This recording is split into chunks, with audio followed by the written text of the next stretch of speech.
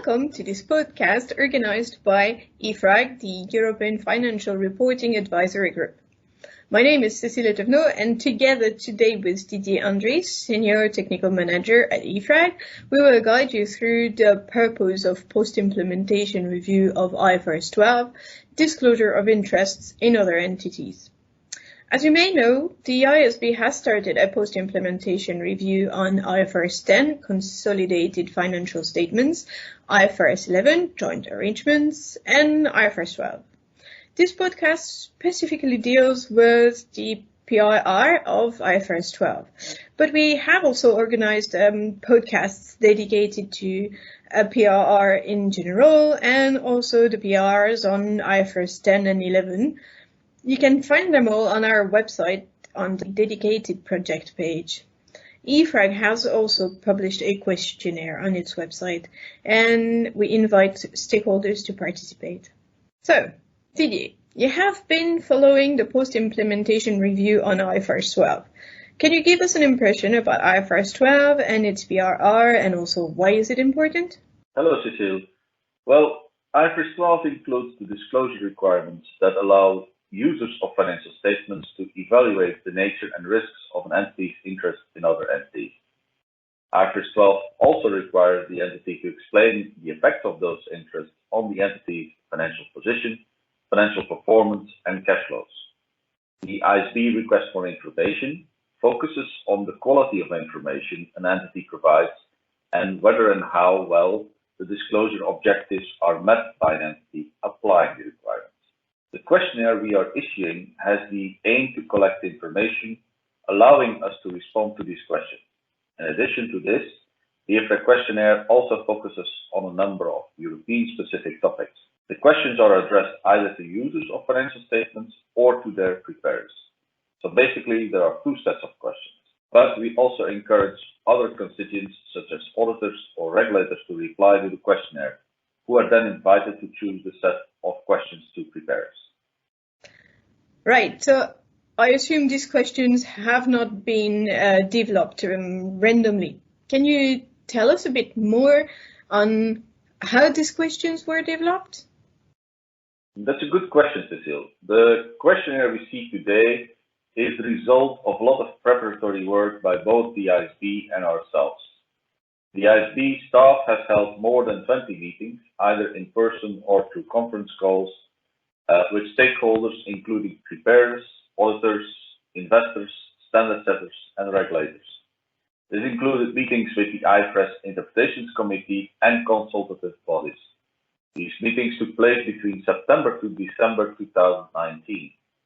At EFRAG, the post-implementation review was discussed in our working groups, which are composed of preparers, users, auditors, academics, and national standard setters from all European jurisdictions. This included meetings of the EFRAG board, EFRAG Tech, and the Consultative Forum of National Standard Setters. Also, the regulators are observers to these working groups. These meetings took largely place during 2020. And issues that have arisen over the past year with IFRS 12, and similarly IFRS 10 and 11, have been reported to us this way and have found their way into this questionnaire.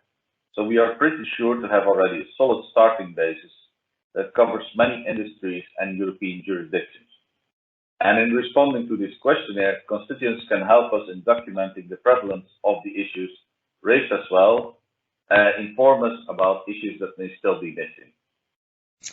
So, Didier, which kind of questions are addressed to preparers?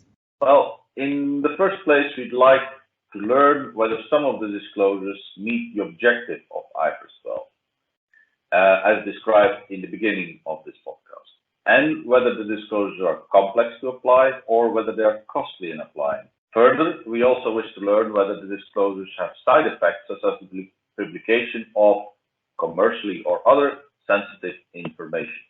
But besides such generic questions, we also touch upon a number of very specific areas, such as the identification of unconsolidated structured entities, the impact of significant non-controlling interest, and the quality of information provided about joint ventures and associates.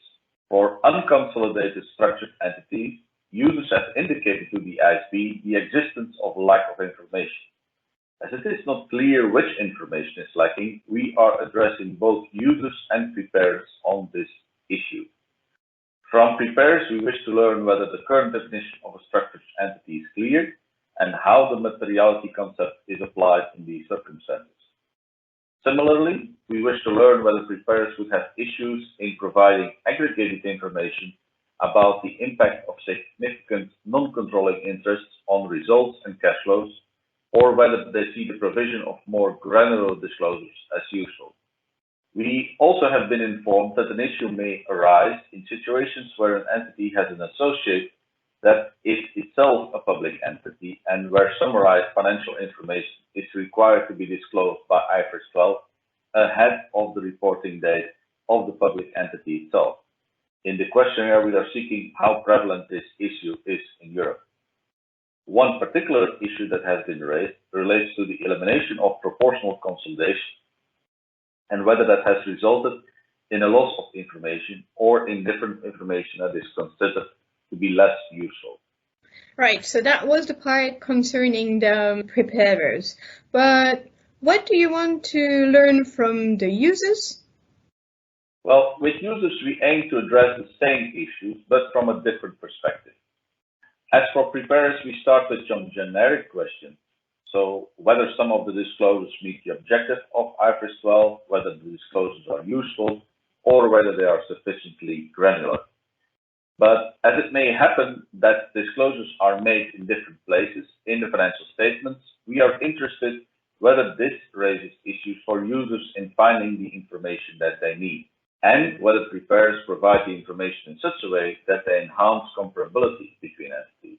Similarly, as with preparers, we address specific areas such as identification of unconsolidated structured entities, the impact of significant non-controlling interest, and the quality of information provided about joint ventures and associates.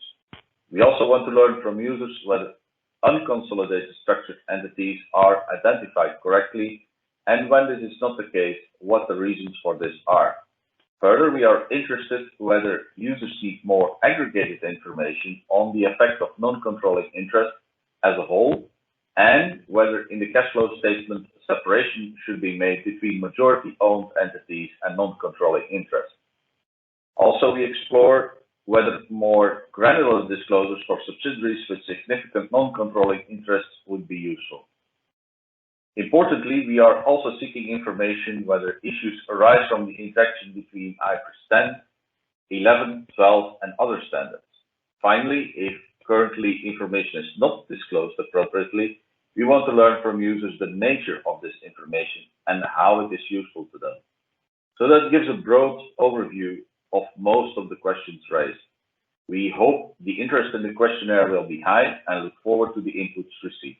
Thank you very much, Didier, for all this information, and thank you for the audience for staying with us through this podcast on the post-implementation review of IFRS 12. For information, the link to the podcast, the previous podcasts, so podcast on PIR of IFRS 10 and of IFRS 11 will also be available on EFRAG website. You will also find on our website the link to the questionnaire relating to the PIR. Thank you for joining us.